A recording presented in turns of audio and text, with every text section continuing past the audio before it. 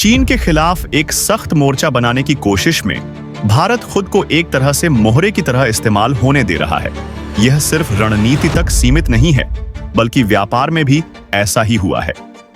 आप देख सकते हैं कि हाल के समय में भारत अमेरिका को कहीं ज्यादा सामान निर्यात कर रहा है।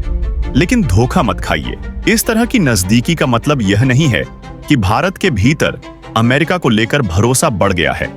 असल में शीत युद्ध के समय से ही भारत में यह धारणा रही है कि अमेरिका एक अविश्वसनीय साझेदार है, जो जरूरत के समय भारत को अकेला छोड़ सकता है।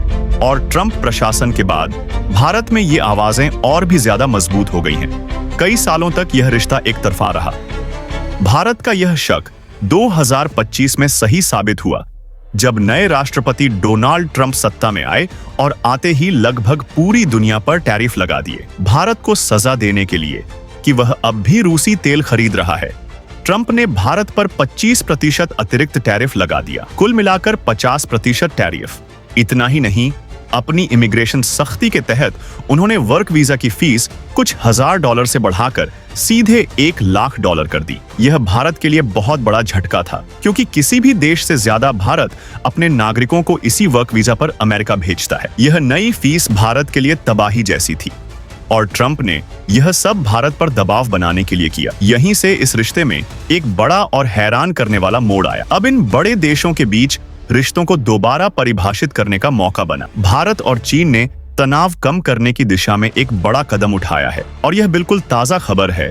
जब हम यह फिल्म बना रहे हैं तभी यह हो रहा है। भारत ट्रंप के हालिया फैसलों से काफी बुरी तरह प्रभावित हुआ है, इसीलिए वह बीजिंग के साथ तनाव कम कर रहा है, कम से कम थोड़ा समय और सांस लेने के लिए। भारत के प्रधानमंत्री 7 साल बाद पहली बार चीन गए हैं। इन टैरिफ के तुरंत बाद भारत ने संकेत दिया कि वह चीन और रूस के करीब जाने को तैयार है। सितंबर 2025 की यह तस्वीर देखिए, जहां तीनों देशों के नेता साथ खड़े हैं।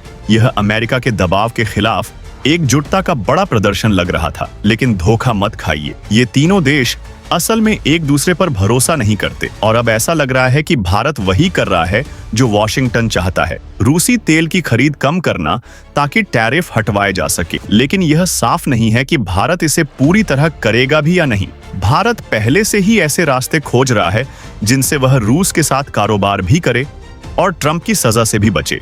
यह सब कैसे खत्म होगा कोई नहीं जानता, लेकिन एक बात साफ है, इस पूरे घटनाक्रम ने उजागर कर दिया है कि भारत एक गंभीर संतुलन की समस्या में फंस गया है, और यह समस्या 3 बड़ी कमजोरियों को सामने लाती है। पहली, भारत की अर्थव्यवस्था चीन पर गहराई से निर्भर है, उस भारी असंतुलन को याद रखिए। दूसरी, भारत अब भी अपने ज्यादातर हथियारों और उनके पुर्जों के लिए रूस पर निर्भर है। और तीसरी, इन टैरिफ के बड़े झटके के बावजूद भारत अपने आर्थिक और सैन्य उत्थान के लिए अमेरिका पर बहुत ज्यादा निर्भर हो चुका है, क्योंकि चीन के सामने वास्तव में खड़ा हो सकने वाली इकलौती ताकत अमेरिका ही है। लेकिन ट्रंप ऐसे नेता हैं जो आपसे साफ चुनाव करने को कहते हैं, और जब वे ऐसा करते हैं तो भारत की ये तीनों कमजोरियां एक साथ सामने आ जाती हैं। आप चीन को नाराज नहीं कर सकते, आप रूस को भी नाराज नहीं कर सकते, और आप ट्रंप को भी नाराज नहीं करना चाहते। यह एक ऐसा दायरा है जिससे बाहर निकलना लगभग नामुमकिन है।